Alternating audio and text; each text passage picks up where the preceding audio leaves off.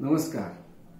आजच्या या व्हिडिओमध्ये आपण दोन विशिष्ट प्रकारच्या बायनरी संख्यांचा म्हणजे द्विमान पद्धतीतल्या संख्यांचा गुणाकार गणिताचं सूत्र वापरून कसा करता येतो हे पाहणार आहोत.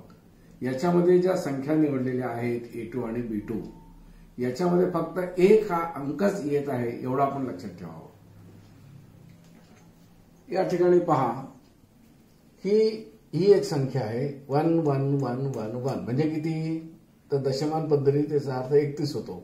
111 दशमान पद्धतीमध्ये ही संख्या 7 म्हणून येते.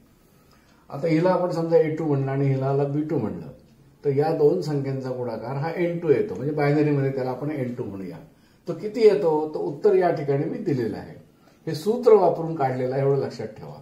म्हणजे 31 गुणिले 7 बरोबर 217 याची किंमत 217 येते. याच पद्धतीने दुसरा एक गुणाकार बघा. ही संख्या गुणिले ही संख्या याच्यामध्ये एक हा संख आकडा 8 वेळा आलेला आहे आणि इथे एक आकडा 4 वेळा आलेला आहे. याची किंमत दशमान पद्धतीत 15 होते. याची किंमत दशमान पद्धतीत 255 येते. म्हणजे 255 गुणिले 15 बरोबर ही संख्या.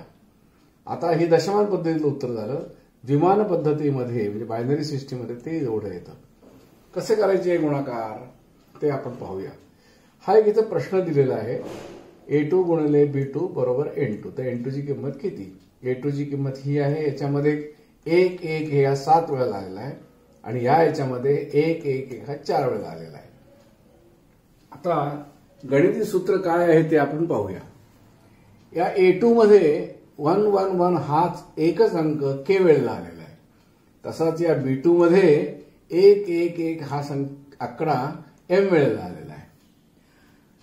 अशा संख्या कशा लिहिता येतात ते आपण नंतर पाहूया. परंतु या दोन संख्यांचा गुणाकार जर केला A2 गुणिले B2 तर दशमान पद्धतीमध्ये त्याची किंमत अशी येते बघा. हे ते सूत्र आहे 1 + 2k + m - 2k + 2m. k आणि m ची किंमत आपल्याला जर माहिती असतील तर हे सूत्र वापरून आपण n ची किंमत दशमान पद्धतीत काढू शकतो.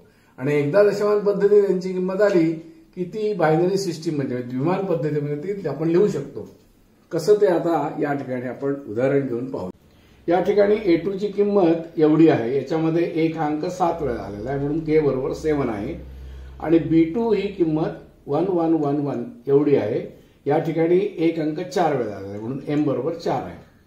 आता K बरोबर 7 आणि M बरोबर 4 या किमती या सूत्रामध्ये टाकल्या की N ची दशमान पद्धतीतली किंमत एवढी येते 1 + 2⁴ + 4 - 2⁴ + 2⁴. हे सूत्र या ठिकाणी वापरलेलं आहे.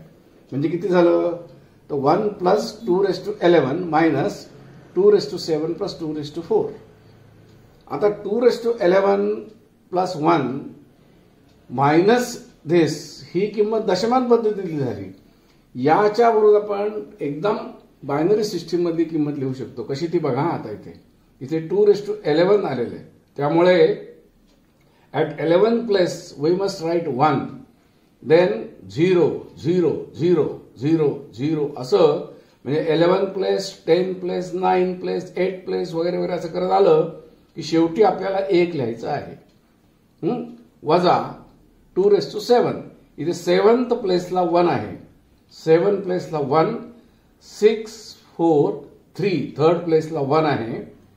आला लक्षामध्ये. म्हणजे हा 7 6 5 आणि 4 चौथ्या प्लेसला 1 आहे. 0 0 0 0 कारण इथे पुढे 1 वगैरे काही नाहीच आहे. म्हणजे या दोन संख्यांचा वजाबाकी जर आपण केली तर उत्तर आपल्याला एवढं येतं. This is the answer in binary. आता ही बायनरी सिस्टीम मधलं उत्तर जे आहे ते आपण डेसिमलमध्ये कन्व्हर्ट करू शकतो. याचा अर्थ 1905 झाला दशमान पद्धतीमध्ये. याची किंमत 127 झाली आणि याची किंमत 15 आली.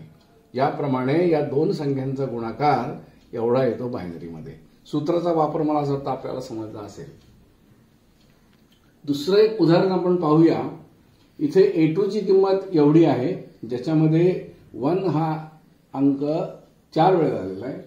B2 ची किंमत एवढी आहे. या ठिकाणी एक अंक 5 वेळा आलेला आहे म्हणून K बरोबर 4 आणि इकडे M बरोबर 5 आहे.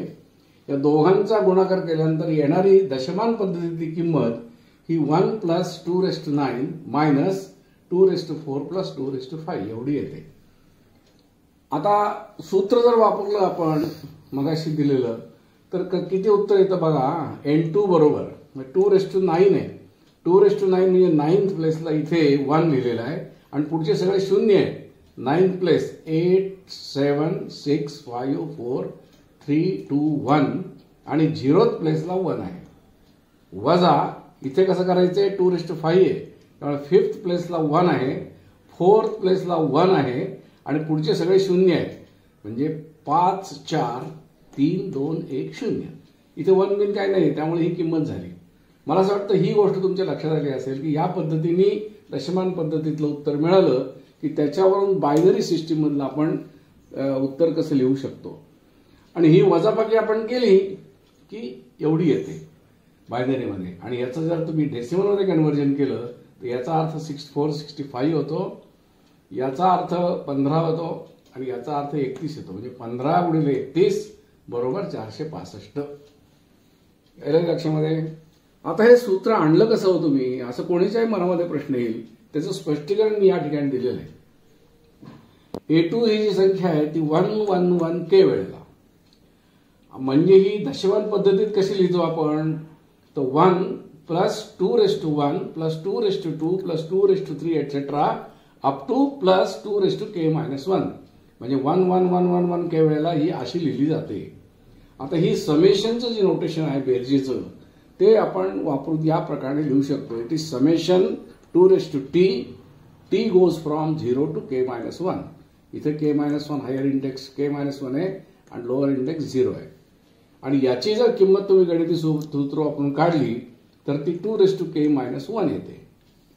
तसंच B2 हा 111M वेळेला आहे तो या पद्धतीने लिहिला जातो आणि त्याची किंमत शेवटी 2⁻m - 1 येते. म्हणजे A10 गुणिले B10 हे जर आपल्याला करायचं असेल तर या संख्येचा आणि या संख्येचा गुणाकार करावा लागेल म्हणजे आपल्याला N10 मिळेल. म्हणजे दशमान पद्धतीतली n ची किंमत मिळेल. 2⁻k - 1 गुणिले 2⁻m - 1 हा गुणाकार एवढा येतो. हे आपण स्वतः करून बघा. समोर जरी बघितलं तरी आपल्या लक्षात येईल की हे बरोबर आहे. आणि म्हणून या दोन संख्यांचा गुणाकार दशमान पद्धतीमध्ये एवढा येतो जे सूत्र आपण सुरुवातीला वापरलेलं आहे. मला असं वाटतं आपल्याला लक्षात आलं असेल की दशमान पद्धतीमध्ये पहिलं उत्तर आणून नंतर बायनरी कन्व्हर्जन म्हणजे द्विमान पद्धतीत ते उत्तर आपण लिहिलेलं आहे. ही जी ट्रिक आहे ही आपल्याला समजली पाहिजे. याच्यामध्ये आपण जास्ती लक्ष दिलं पाहिजे. एक गोष्ट नक्की लक्षात येईल की दोन बायनरी संख्यांची वजाबाकी आपण या ठिकाणी केलेली आहे. एखाद्याच्या मनात प्रश्न येईल की वजाबाकी कशी करायची ते आपण पुढच्या काही व्हिडिओमध्ये बघूया. परंतु गणिती सूत्राचा वापर करून काही विशिष्ट संख्यांचे गुणाकार आपण कसे करू शकतो हे आपण आता या व्हिडिओमध्ये बघितलं आहे. पुढच्याही काही व्हिडिओमध्ये आपण बघणार आहोत. पुढच्या व्हिडिओमध्ये संख्येचा घन करणं म्हणजे काय हे कसं करता येतं ते देखील आपण बघणार आहोत. मला असं वाटतं की आपल्याला ही पद्धत नक्कीच आवडली असेल. आपल्याला जर ती आवडली असेल, हा व्हिडिओ आवडला असेल तर आपण जरूर तो लाईक करा, इतर मित्रांना मैत्रिणींना शेअर करा आणि आपल्या काही कॉमेंट्स असतील तर त्या कॉमेंट्स देखील आपण नोंदवा. कारण मी ही जी पद्धत मांडतोय द्विमान पद्धतीची गणितं वगैरे वगैरे ही शालेय अभ्यासक्रमात किंवा कॉलेजमधल्या अभ्यासक्रमामध्ये अशी फारशी येत नाहीत. परंतु एकदा द्विमान पद्धत कळली की मुलांनी किंवा मुलींनी स्वतःहून कसं काही त्याच्यामध्ये संशोधन करायला पाहिजे हे मला यातून सुचवं असं वाटतं. त्यामुळे मी या पद्धतीची गणितं घेतो आहोत. हे व्हिडिओ आपण जरूर लाईक करा असं मला वाटतं. नमस्कार.